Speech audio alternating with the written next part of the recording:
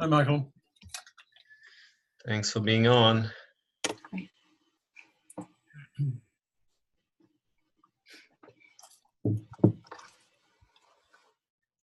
Okay, we have 25, 23 for now. Great. And we're still a few minutes away from Right.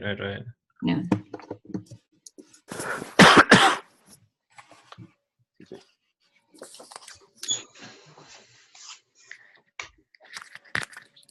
We'll need 1 minute. I'll come right back. Okay. Sure.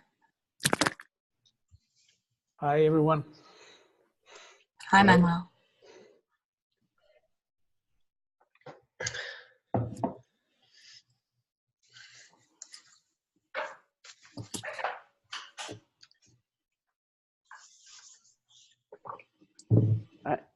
What percentage of the folks are return visitors on these events? That's a good question. I typically see several names and email addresses that have been the same through several, but it may not be consecutive, and they flow in and out depending on interests. But already I see a number who have been on previous calls with us here now. So. Yeah, and we're building this format, so this is something where we hope to have more and more people join over time. Yeah. Great. Hey, Manuel. Hi, Manuel. Great.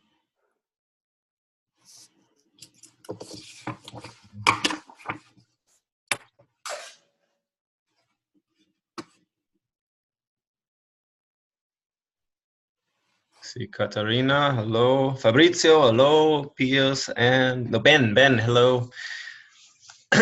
I'm using this time to introduce myself to those with camera.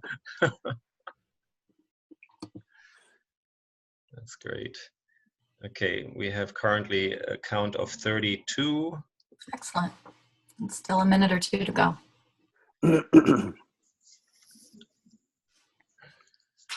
And I hear that there are a number of people from across the globe. So we have Nigeria. I don't know what's the furthest. France, I see. Italy. Good morning, Mike. Rutgers, right? New Jersey. All right. Here's my cup without identity. And mine. All right. Yeah. Okay, mine We all too. need it. We all need it.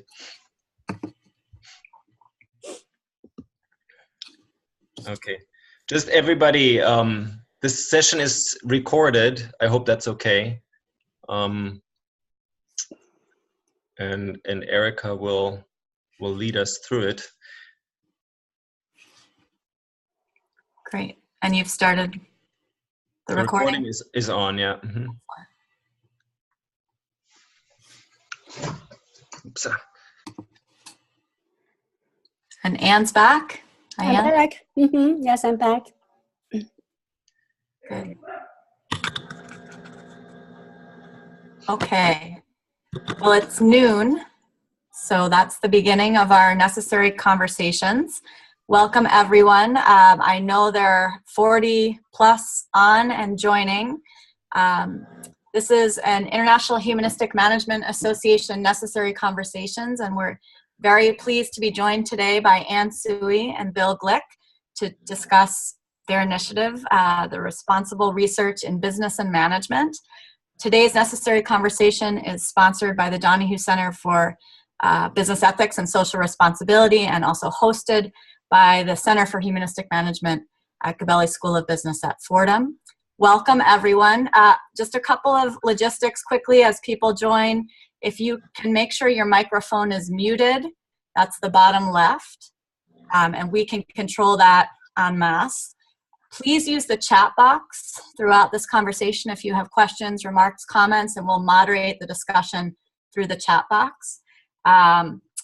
Just a quick couple of notes. This is one among several of the necessary conversations we look forward to hosting each about every month or so. We have two coming up. One is in April and one is in May, and you can see that information in the chat box as well. You are more than invited to visit the rrbm.network website during this conversation, as well as the IHMA website. Michael, would you like to add anything before we begin? We do have a number of other things going on, but I want to make sure we have the time to really focus on this conversation as well. But Michael, please. Well, I just want to welcome everybody. Thank you for joining, and let's get going. So looking forward. Great. Okay, so Anne and Bill, welcome. Thank you again for joining us. We know you have a lot of exciting work to talk with us about and update us on. And again, welcome. Thank you very much for having us. Hello, everybody. Good morning. Thank you so much to so many of you with the interest on this topic. Bill and I, first of all, are very grateful to IHMA for the opportunity to share this initiative with all of you. And some of you might already have a chance to go to the website to read our position paper. And hopefully a few of you already signed up to support it. And we thank you very much. So let me begin by first saying how much I like the title of this necessary conversation, from amoral to responsible management research. I think many of us, hopefully not too many of us, but I know there are some of us pretending that science is value-free, and therefore the word responsible implies a moral stance that is not appropriate for scientific work. So if you read the philosophy of management, philosophy of science literature, you will know that the idea of value-free is already debunked. Science itself is a very value-laden activity because the purpose of science is for understanding nature and for developing solutions and technology to improve the human condition. So the original idea of value-free or to prevent value from interfering science is to give scientific community the independence to pursue the most important problems in society and not to subject science to the interests of politics or religion. Now, to begin with, we all decide what we want to study, and that decision itself is not value-free. Okay? The priority of basic research over applied research is a value position. And the priority of contributing to theory over contributing to practice is a value proposition. The priority of journal publications and citations over the content of what a scientist may study in the promotion, hiring, and tenure decisions, that is a value position. So these are not amoral decisions. These decisions reflect the value of school leadership, of journal editors, reviewers, and ourselves. Okay? And these have led to a variety of problems that we will briefly discuss shortly. So let's not be fooled. The science in business school is highly value-laden. So we need a transformation from a pretense of amoral science to responsible science. Okay? So this is the motivation underlying the position paper and this movement. We want to take back our intellectual freedom. We want to pursue important problems that we care about, that we know are important, and that will have a potential impact on practice. And we want to contribute to a better world and better business through responsible research that will generate credible and useful knowledge. Okay. So this is my very brief introduction in response to the wonderful title of this session. Now I would like to give you a very brief overview of a few key ideas in the paper, and then Bill will come in and share some of the recent highlights or initiatives that is ongoing now to promote responsible research. Okay, so let me go ahead and try to do this sharing screen. Let's try that. I have already, is that successful? Yes, great. Okay, now I have this big dialog box, and how do I unmute my, here we go, start video. So I'm gonna start myself video so that I can concentrate on the PowerPoint. And the PowerPoint is not moving up and down. How do I do that? Okay, it has to use the arrow. Okay, so this is the paper has 7 sections, and it begins with a vision 2030. All right. So the Vision 2030, here's a synopsis of it, a very brief excerpt. It says it begins with in 2030, management and business schools worldwide are admired widely for their contribution to societal well-being.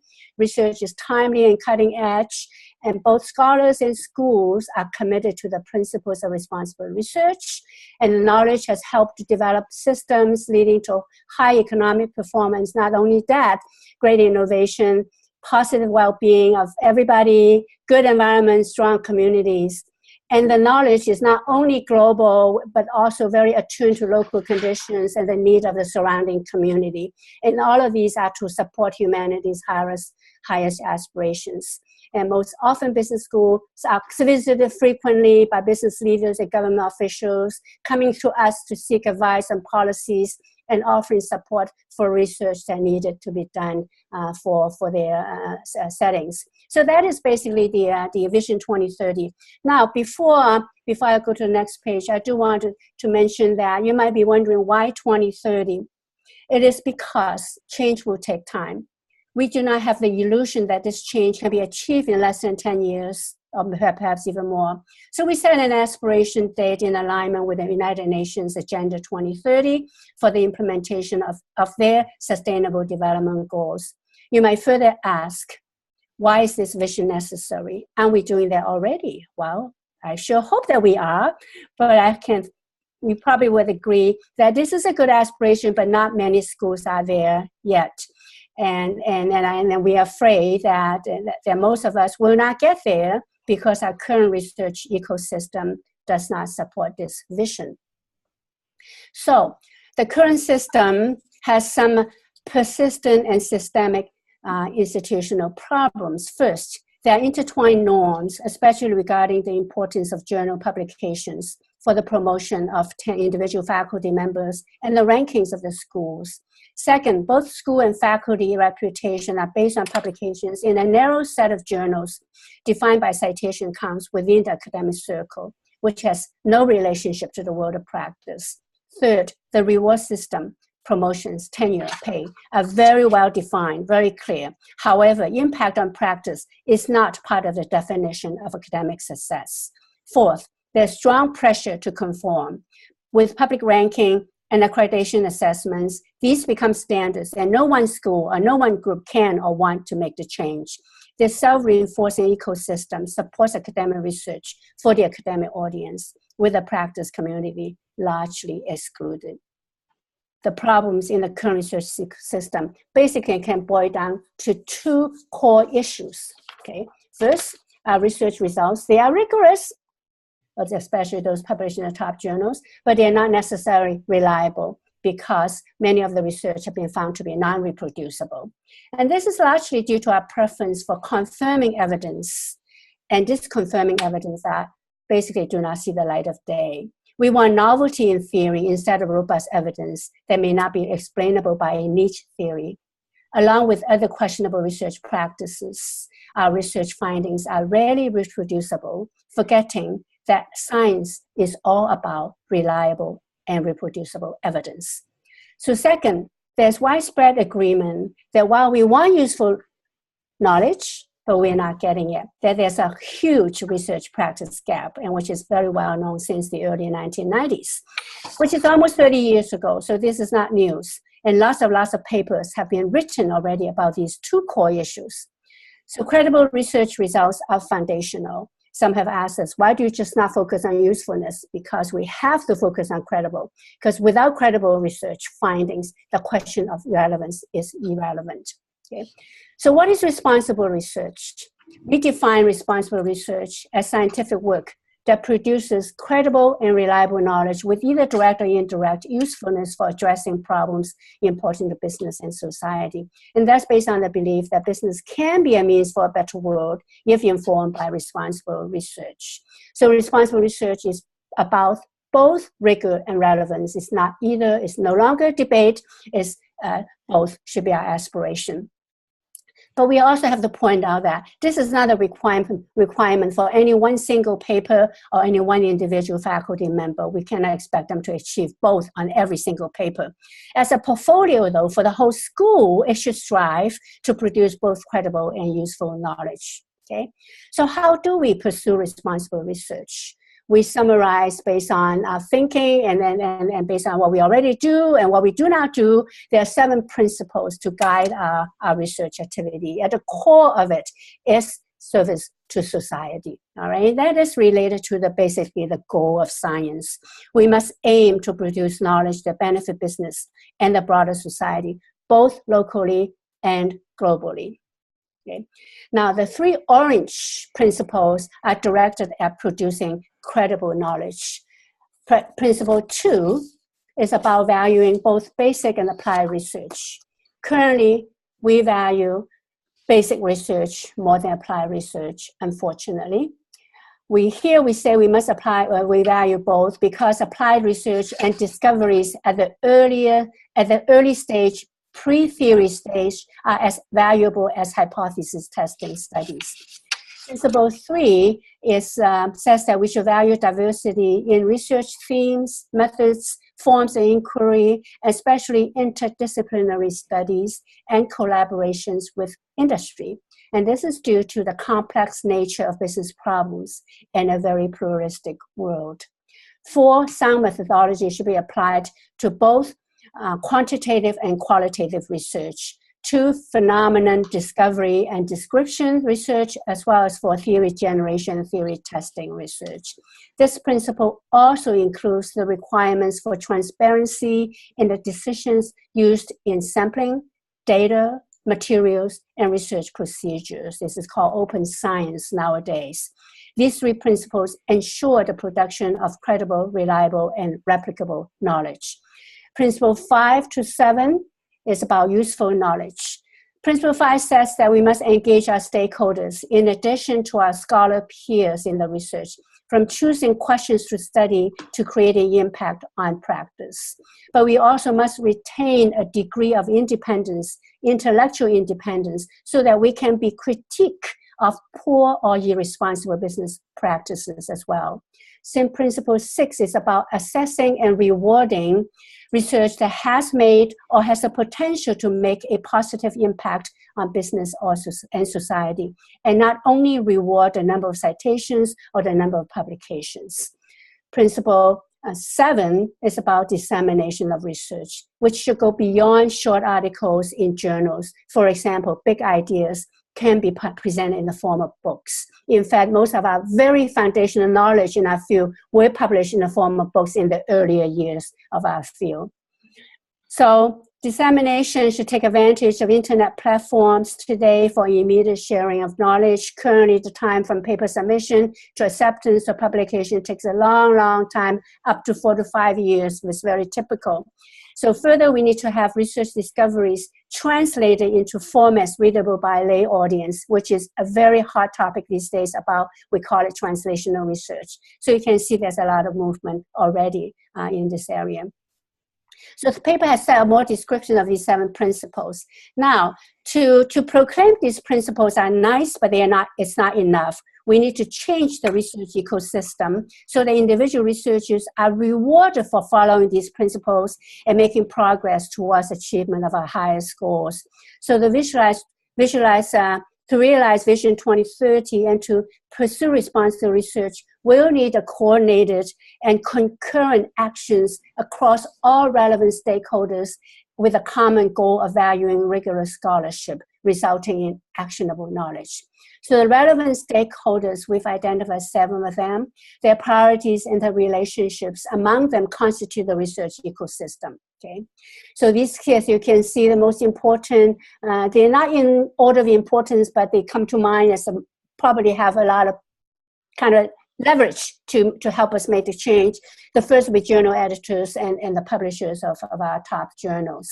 And then followed by scholarly association leaders, the AFAs, AAAs, and the AMAs, and the AOMs, and so forth.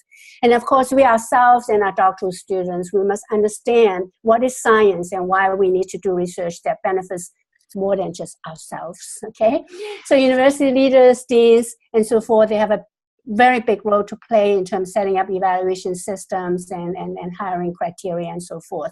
The ranking agencies, accreditation agencies, Financial Times, ASCSB, and all of them have a role to play as well.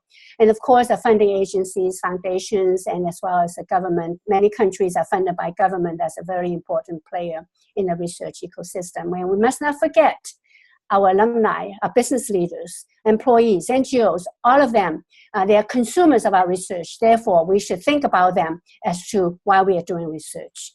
The paper has continued to offer a set of specific actions that each group may take, and the importance of the coordinated actions and commitment and everybody moving roughly around the same time.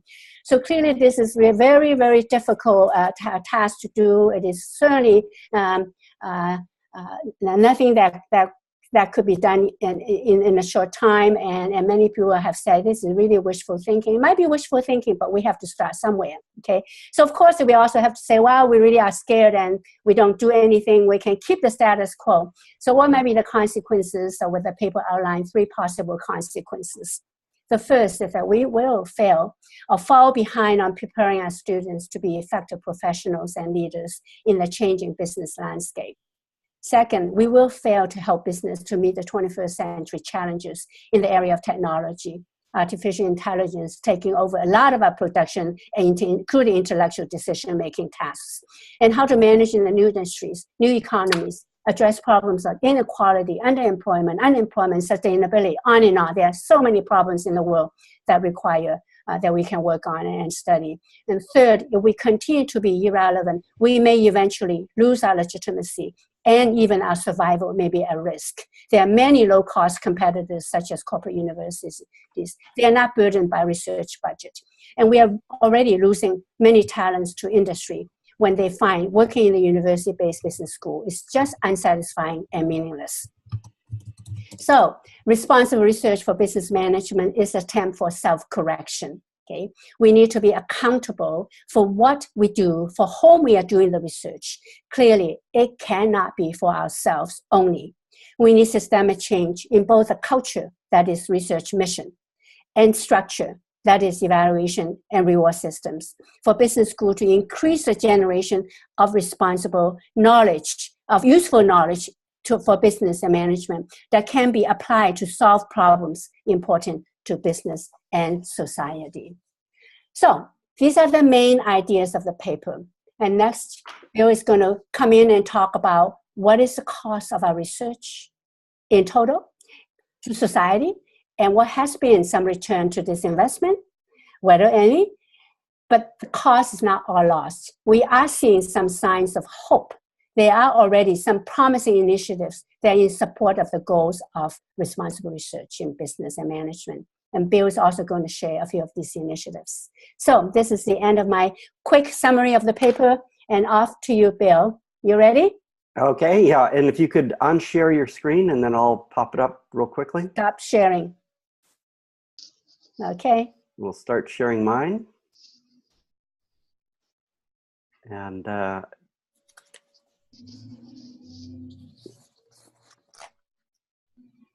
so I want to start off by saying thank you very much to Erica and Mike for organizing this and for everybody participating today.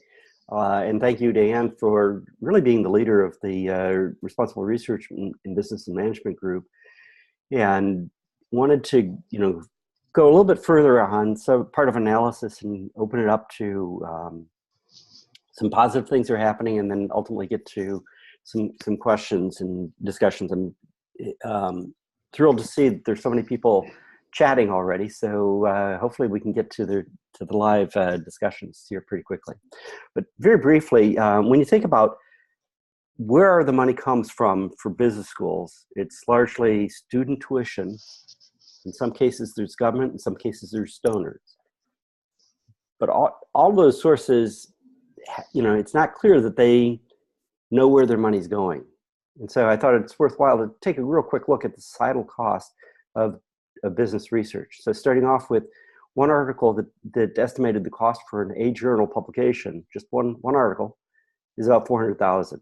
And so then we tried to extend that to say, well, what's the cost? If you look at all the articles in the 4 and 4-star journals, what's the total cost of publication for business research? And the answer is it's roughly $4 billion. We took another look at how do you calculate the global cost of business research, looking at the annual salary surveys from AACSB, and very different methodology. And the answer is remarkably similar. So there's a lot of money being spent on the business research. And if you think of how the money comes in to fund that, very little of it is, I'd say, for in most countries, particularly in the US, very little of that money that comes in is specifically earmarked for business research. It's primarily for education.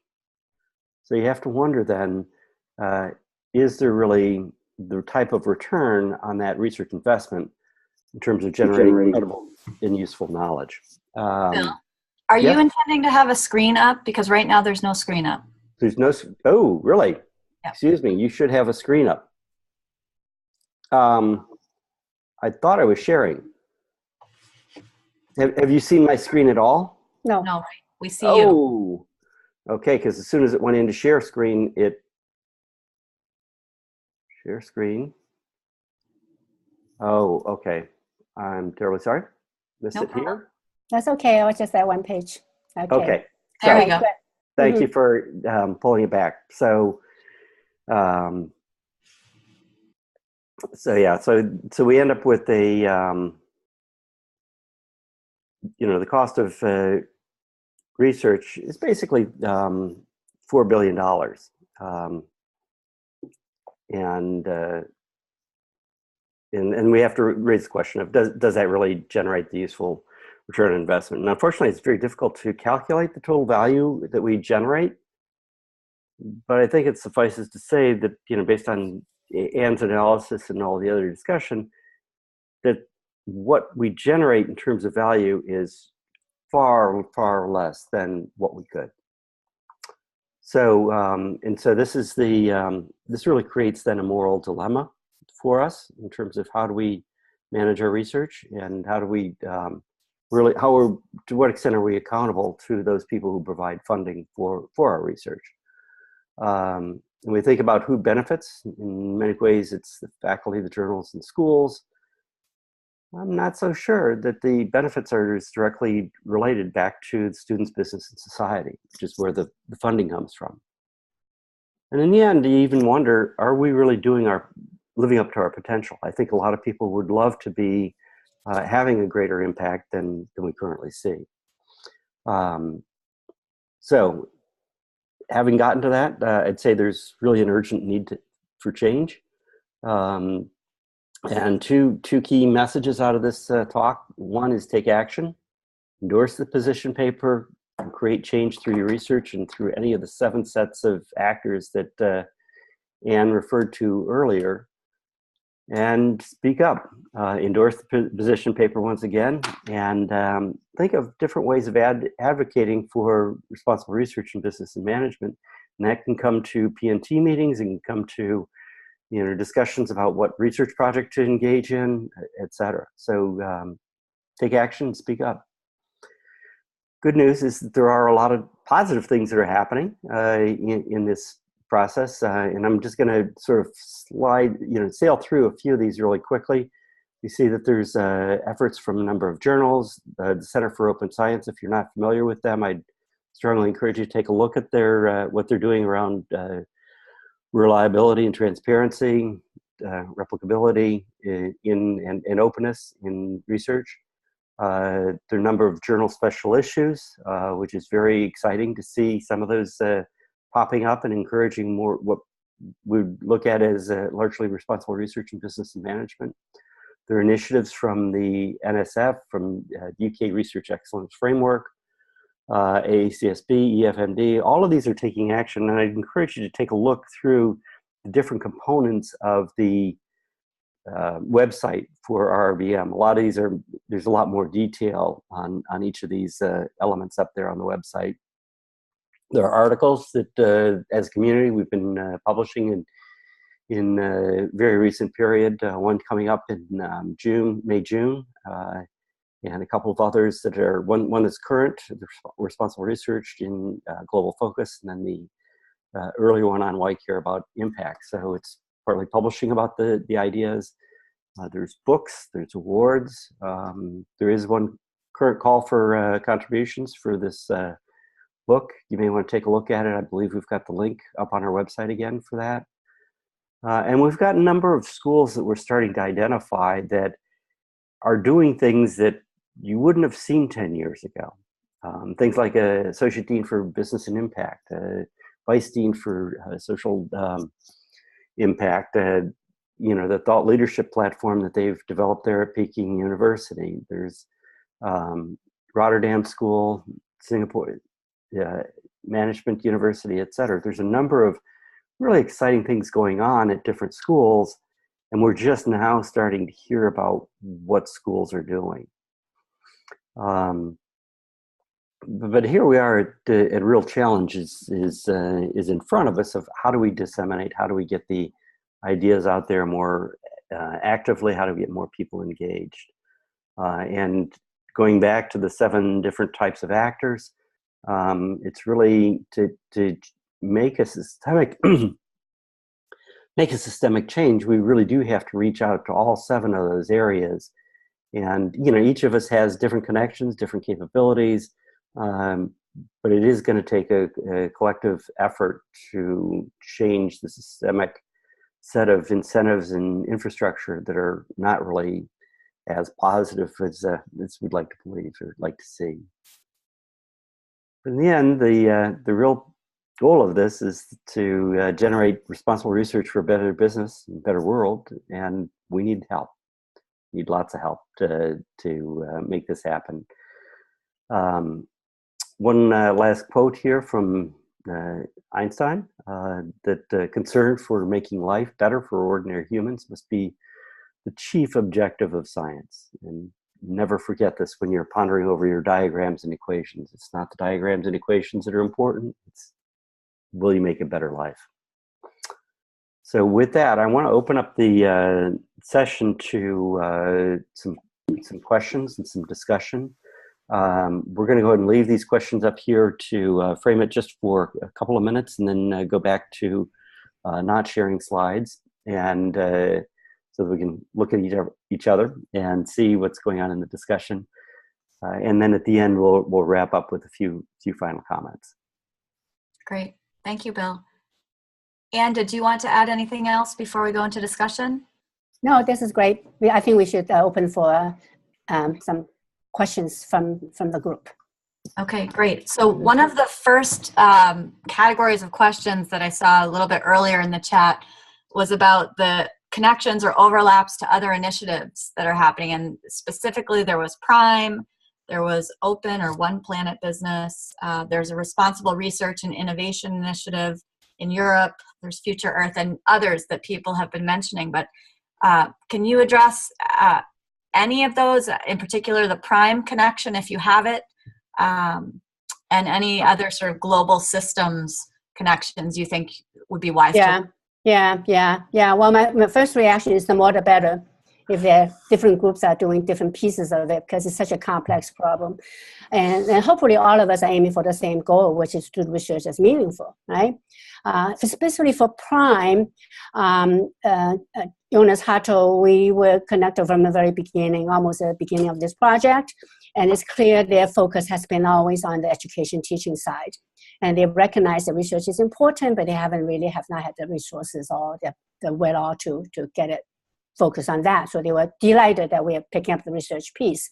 That's why we looked them in right away to be one of our supporters. So yeah, they are now beginning to help us disseminate the information to their community as well. Okay, but for the other groups, we welcome all of them. We hope that the RBN website is sort of like the what do you call the analogy, the place where all the people can hand their hats on, that everybody comes, so that you want to know about responsible research, what we should do. You come to this website, you can see information about all these groups. So we invite all of them to contact us, and we will approach them as well. So yeah. And we see the responsible research initiative as really a broad umbrella.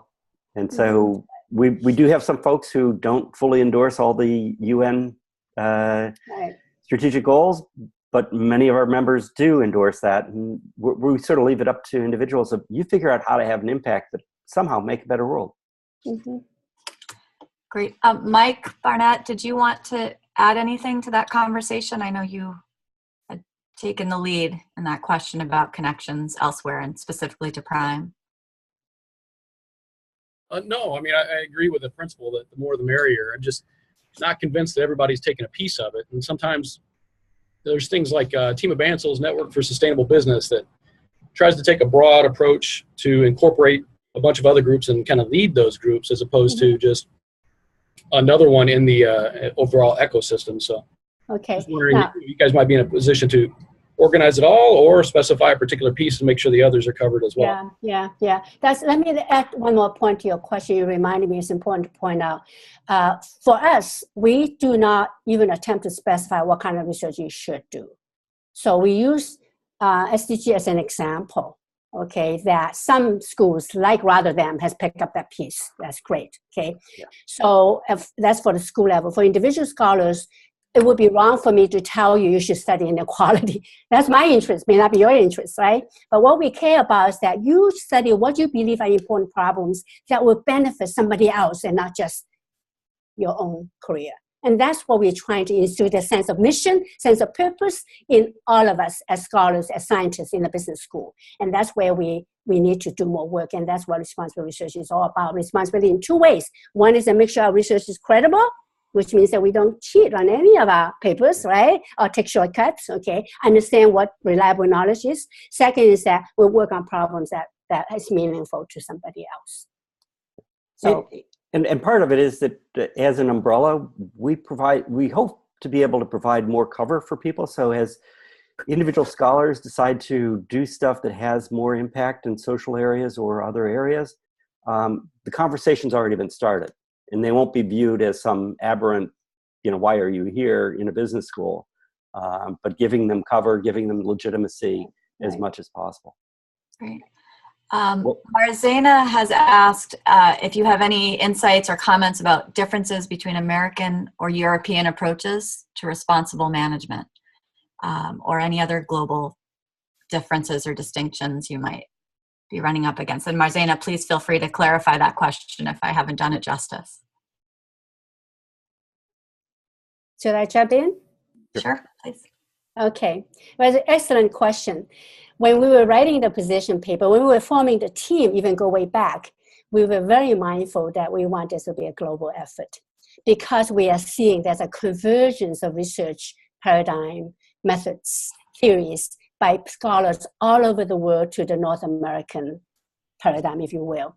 It's not wrong, but it certainly is not speaking to the needs of the local community, as well to the kind of epistemology, the kind of social issues, and the kind of understanding of reality in a local arena.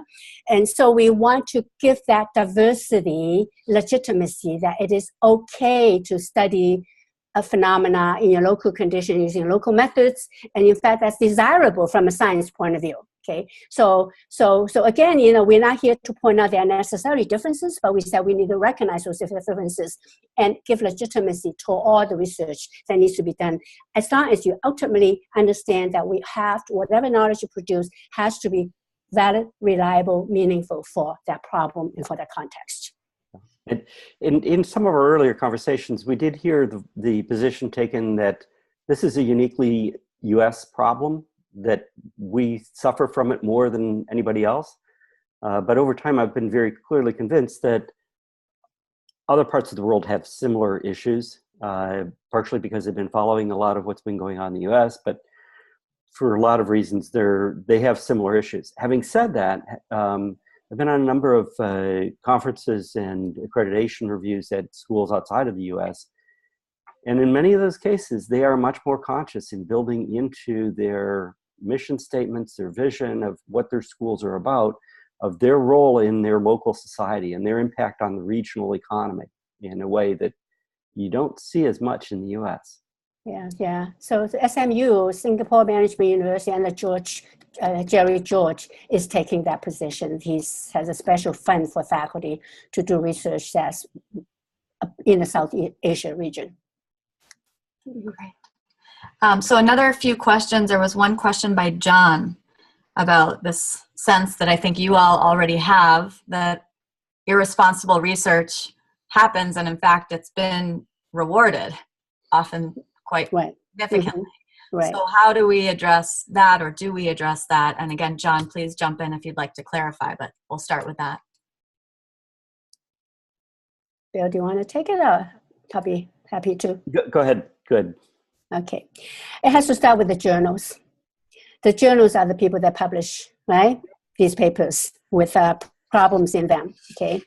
But the journals are comprised of a set of people who are the editors and the reviewers. And the reviewers have the job to catch those problems, okay? So that's that. And then the reviewers themselves are authors too, all right? So the author themselves have to be aware, why am I doing this? Am I just honest mistake, forgetting to changing some significance level, 0.06, you put one star on it? I mean, knowing that that's just, so it boils down to us ourselves, individual scholars. We have to be true to ourselves as scientists, what kind of research we want to do. And once it starts with the individual, then collectively we can change the system. Because the reviewers are not going to be able to catch the authors if the reviewers themselves are not sensitive to problems of that nature.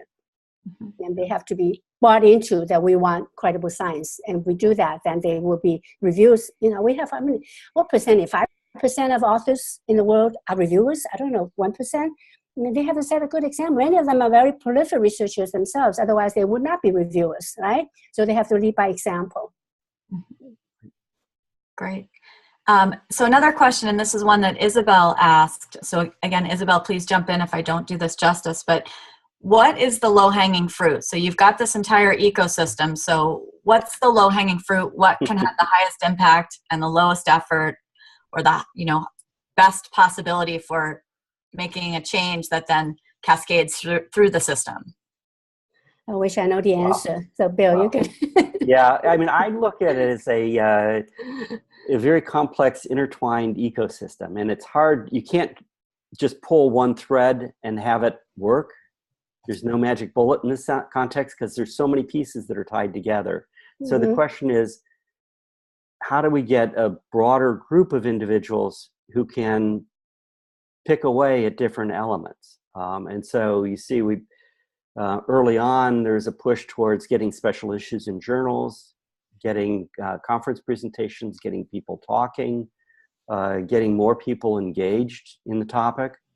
There's also been efforts to change, to some extent, the accreditation standards, but the accreditation groups are a little bit nervous about, they don't want to be in a position of dictating. Right. But if this is very much of a scholar-led initiative, they will be there and help out and endorse and back and support, but they're not going to be at the bleeding edge on that. But nonetheless, there are some changes in the accreditation standards. Some of the funding agencies are changing their criteria. When you look at the different pieces, it really has to be, you take the action you can take. Yeah. And as an individual faculty member, you're going to serve on P&T committees. You're going to mentor doctoral students. You're going to mentor junior faculty. Take the action you can take, and collectively, I think we can make a difference. Yeah, I think the lowest hanging fruit is right in front of ourselves. Okay.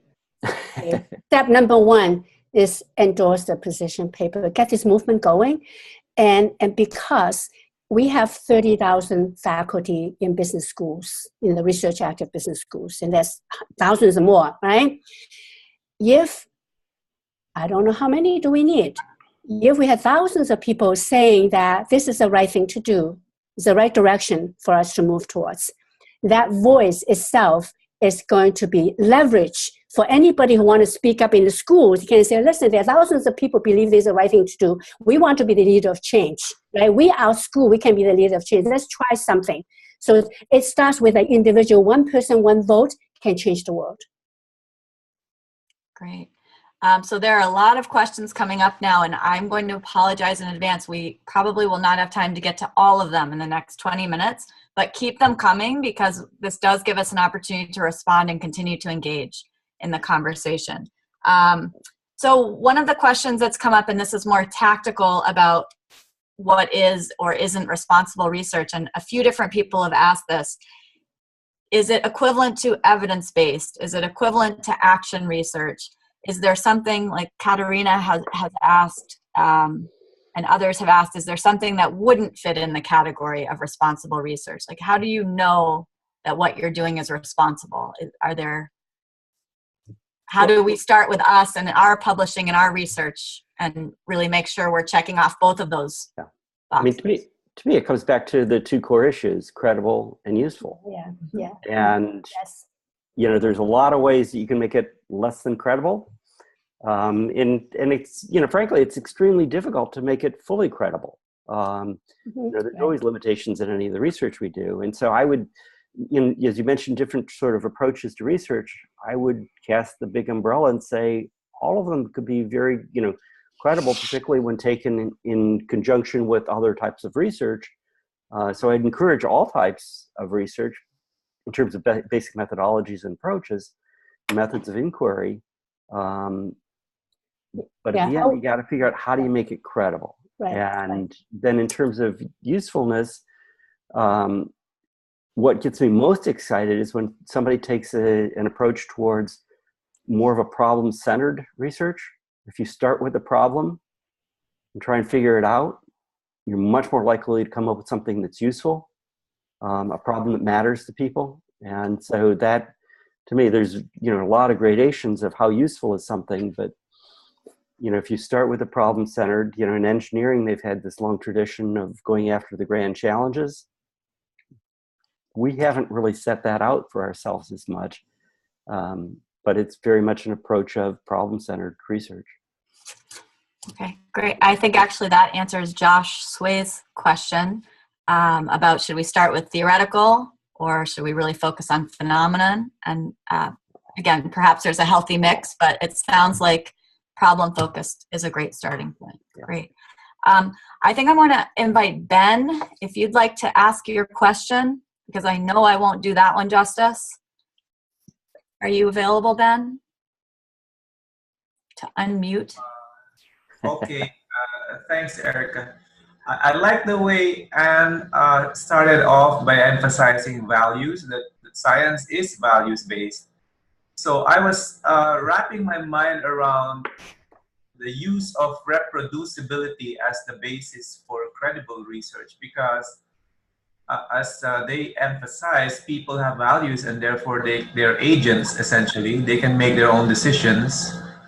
So, which means that if we have research findings in one setting, it may not transfer to another setting because people make up their own minds, not really because the research lacks rigor or so on. And this also relates to the concern about action research. That's really something I'm thinking about, because it seems to me that sometimes the research we want to do is too deterministic for the higher purpose that we want. I mean, people are not billiard balls that we predictably push around. They can think. They can aspire to higher purpose, which is, I think, the premise of this movement. So that's something I'm struggling with. I don't know who can respond to this. Anne, would you like to share your thoughts? Well, I'm not sure I fully understand your question. Let me try to rephrase what I understand your question to be, and then we'll talk about that. Are you saying that in social sciences, the social phenomena is very much a social construction, that we can never know that what we observe today, somebody else will see the same thing? Therefore, can we have replicability in our science? Is that the question? Yeah. You're muted. I cannot hear you. Mm-hmm. Definitely, and the social construction part is a portion of it, but I think also that people can decide to do something else. So it's not just that they think differently about it, but they can choose to value something else and therefore behave differently, even if the independent variable, if we call it that, is the same. So I think you emphasize context a lot, and I think that's the point I'm making, that context-based research may not actually be reproducible, even if it's actually quite rigorous. There is credible research that may not be reproducible. That's my thought. Well, credibility, there's some contextual aspect to it. And the whole idea that we need to pay attention to local context in our research. We cannot transfer a theory developed in Canada, America, and use it in Africa or in Indonesia, for example, because the theory originally developed is to solve a problem in that context with its own fundamental conditions and its own assumptions, right? So that theory may not be useful or meaningful in a context. The whole idea of the problem being solved may have different meaning in different contexts. So that localized, contextualized research is really part of credible science, because you cannot have universal knowledge. Some knowledge may be universal, there are a lot of contextual knowledge as well. So that's part of it. And then what is useful may be contextualized as well. So the different contexts have different stages of development, different social problems. So we cannot study a problem that's important in Canada and to say it is equally important in Mexico. So that's the basic thing. And to me, part of what makes it credible is if you know it's unique to this context, to this example, be clear about that. And readers will either say, I don't care about that example or not, but to the extent that they can pull insights, you need to be very cautious as a researcher to say these are valid insights that are reproducible. Great.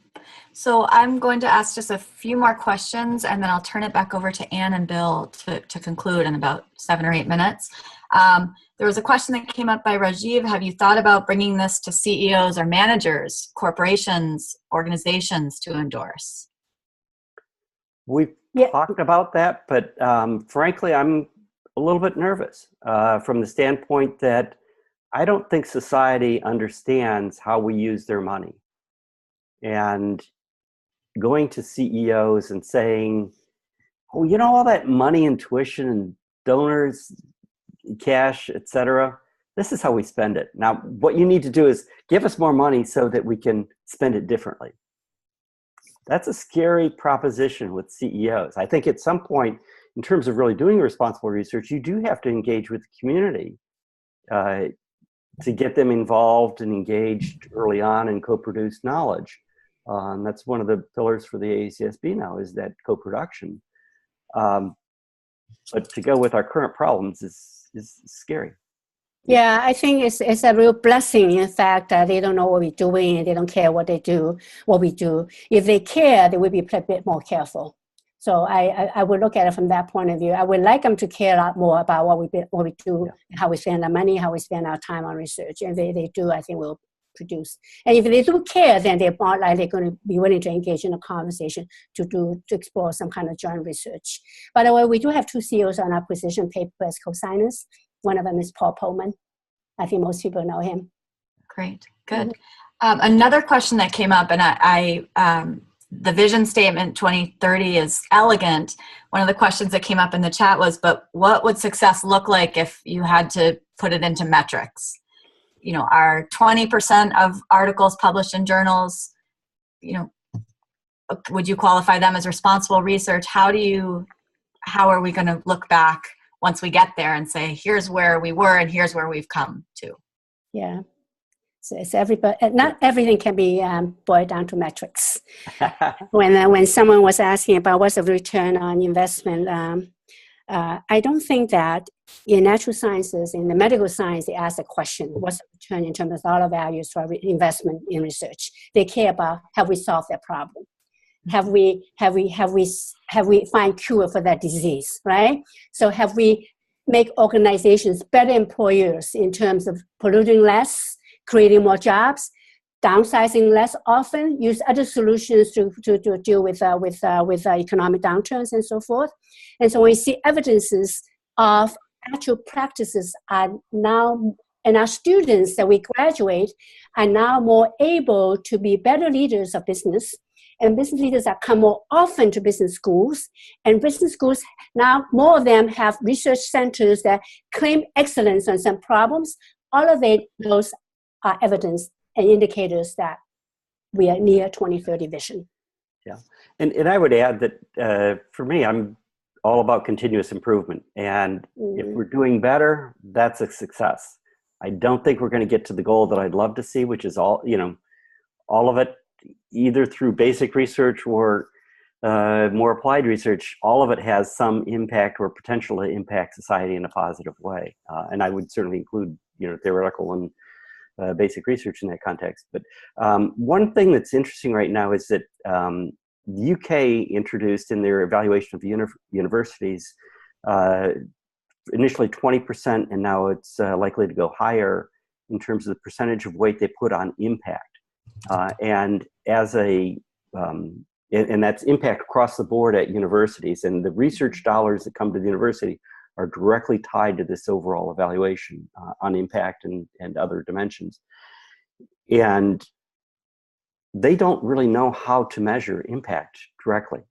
It's extremely difficult. What they did on the first pass was largely case studies and group judgment by a panel of reviewers. It's pretty clear that they don't have a perfectly satisfactory way of measuring impact. And I would say that we all, that's a very useful research endeavor, is to figure out how to measure it.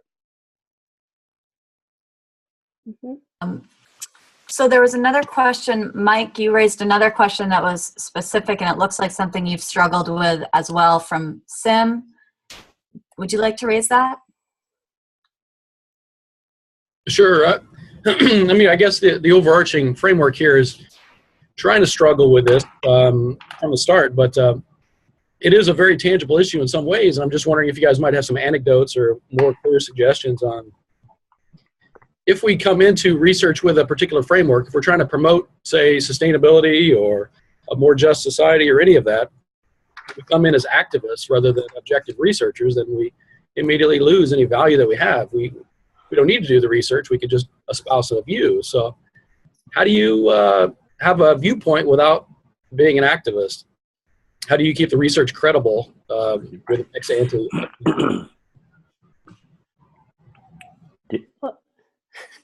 Go ahead, Dan. There's a difference between solving a problem versus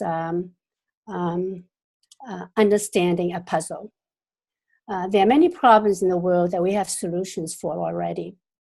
And that is, you can't do that as an activist. But in terms of research, we're talking about problems that we don't have solutions to today. Okay, how do you incentivize companies, for example, to care more about the environment, to care more about development of their community more than themselves, right? I mean, that a problem that we clearly do not have sort of concrete, robust evidence that if you do this, you're going to get that result. And there are lots of problems that we have today, whether it's equality problems, sustainability problems, that if you approach it from a problem solving using scientific method, then you're not advocating, you're just solving a problem that the world cares about and you care about, right? So it's all matter of what is the purpose of that research? Is a research to provide evidence that solution X is going to produce result Y, and the evidence can be replicable and can be used in many different conditions. That would be very robust evidence. But no one person can do all of that. Therefore, we need a community. Many people. That's why schools, a research center that focus on certain problems, the center wants to study and garner lots of faculty energy and resources around that, would be a probably more concerted way of doing that. Just as a thought, would it make any sense, or would it be too complicated to get kind of point counterpoint thing going? But you have some people in there who have an opposite perspective, and you do joint research. Absolutely. Yeah, The other part of that is a related push towards openness and transparency in our research. Right. And so the Center for Open Science and several journals have now signed on, and Emerald and others are endorsing this type of approach of being laying out your methodology and sharing it in various repositories in an excruciating detail so that people can see exactly what you did and decide whether or not it's credible. Yeah, Mike, your question reminded me of a series of studies that Latham, Atlock, and Miriam Eretz did in the 70s on goal setting. And that's a point-counterpoint approach. Basically, they want to prove that difficult goals, participative methods, and saw does it produce better performance. One camp says yes, one camp says no. So they each do the experiment, identical procedure, just to say whether or not which side is correct. So it's that kind of research. We need to go back in the early 70s, 80s, and the 60s in terms of the research excitement. There's just so many replication studies in those days. All the problems are taken from the world and not invented within our own imagination. They were doing more drugs back then, so probably. Yeah, right. So with just a few minutes left, Anne and Bill, would you like to conclude on it? We've got 80 people on the call. Thank you all so much for joining. There are more necessary conversations coming up. Please tune into the IHMA website for those events. And I know Anne and Bill will ask for your endorsement as well on the RRBM network.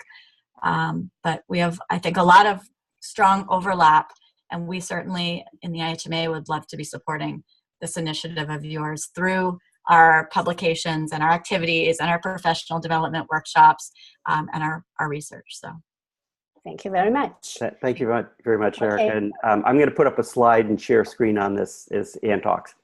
Okay. So let me just conclude with a few words. There is a famous social science puzzle. If you read a philosophy of science book, you see that puzzle. Why do people join revolutions? You know, in the 60s, 70s, 50s, 18th century, 19th century, there were lots of revolutions. So the idea is that for any individual, if you join a revolution, you run the risk of losing your life. But if you do not join, you win if the revolution succeeded, and you won't lose anything if it failed. Things will remain the same. So the rationale to do is not to join, but many people join. Why? It's because they found out in the research, joining is the right thing to do for the community. So the transform self-focused, insular, and amoral science through responsible management research is similar to a revolution. By joining, by not joining, and other people do, you may think you come out ahead. But what if everybody thinks the same as you? No one joins, or few join. The revolution has little chance of success. So joining will cost you only a few minutes and no risk of losing your life for sure. So these few minutes may have the potential of increasing the likelihood of the success of this movement. By supporting this movement, you have the potential to make the world a better place for ourselves and for those who we would like to help with our research. Each of us has little power individually, but collectively with thousands of us, we can crumble the mountain, dismantle the current system, and build a better one that will benefit all of us, including ourselves and our knowledge consumers. So we hope that you will visualize the potential of a better future in our research condition so that we can be the good scientists that we want to be and can be, that we will have the freedom to study the important problems that we want to study, and that we will have the opportunity to make the world a better place. So please go to the website and persuade as many colleagues as you can to do the same, because it is the right thing to do. Thank you. Great. Bill and Anne, thank you very much for joining us.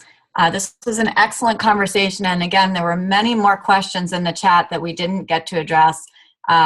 I hope everyone knows that this is really just a starting point. We can continue this conversation. I'm sure Bill and Anne are willing to engage further on this as well. Again, we are supportive of the Responsible Research Initiative and through as many means as we possibly can be as an association. Michael, would you like to make any final remarks as we're concluding? Well, I just want to thank everybody for joining and for staying on and for this opportunity to hear from Bill and Anne. Thanks a lot. And I think we need to figure out how we can leverage the people on the call more and how we can sort of build out these things. The Humanistic Management Association is a place where we try to do these things like this necessary conversation in virtual forums. We have a couple of other organizations and events up. We have a journal also that tries to do exactly that. We have a specific stance on it. It's about the protection of dignity and the promotion of well-being, so it fits neatly into, I think, some of this. And some people would say this is a global stance that's normatively acceptable. So that's something that we can offer.